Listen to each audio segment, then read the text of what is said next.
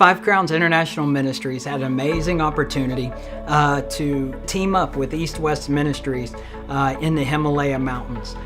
There is a huge need in the Himalaya Mountains. Like, the Himalaya Mountains are just full of villages that have never ever heard about Jesus.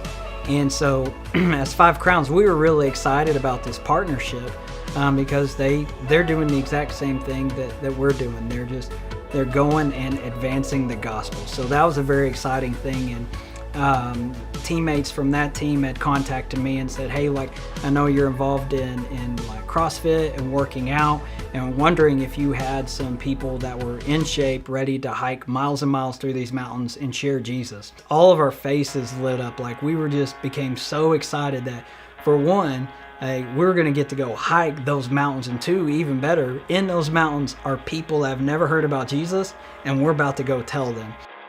So then, once we get on the mountain, we get off the bus where the road ends, and we put our packs on, and we're just looking at these massive mountains, and we know, like, all right, it's time to go to work. And so we began hiking through and taking all kinds of different paths and trails, and we began just going village to village to village. We ended up visiting 23 different villages throughout the course of this trip. So during the trip, we got to expose over 330 people to the gospel, and 208 of them received Jesus. I mean, that's just incredible. Like, one of the instances, the first village we went into, there was a guy, three guys who worked at this little village shop. So this little shop was set up for people in the village to be able to come up and get goods.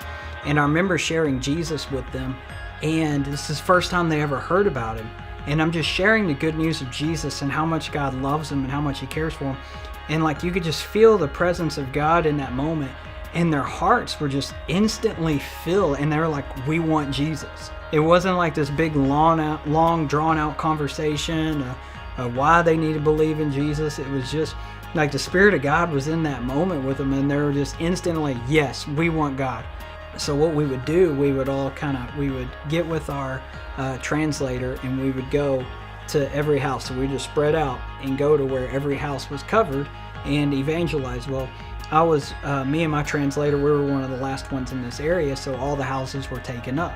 So we decided we were going to hike up past the village, and we were just going to stop there and wait on the team and pray over the village and just be praying for everybody while everybody was sharing. And we're sitting there praying, and we're next to a well. And this young woman comes walking up to clean this pan out. And I remember just sitting there, and I look at my translator friend, and he's nodding at me, like, smiling, like, oh yeah, we're about to share Jesus. And he ends up striking up conversation with her.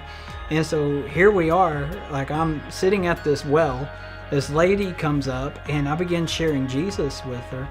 And I instantly in my heart begin to hear music, like the word music, and hear music. And I asked her, I was like, hey, do you like to sing? You like to sing, don't you? You're a singer. And all of a sudden, her eyes get big, and she puts her face into her hands, and she tells me that nobody knew this about her, but she absolutely loves to sing, but she only sings when nobody else is around, and she wanted to know how I knew that. And I just told her, I said, the Lord knows that you love to sing, and he loves that about you, and he cares about you, and he thinks you have an amazing voice, and he wants you to use that voice to sing about him and praise. And it was just this very powerful moment, and she gives her life to Jesus.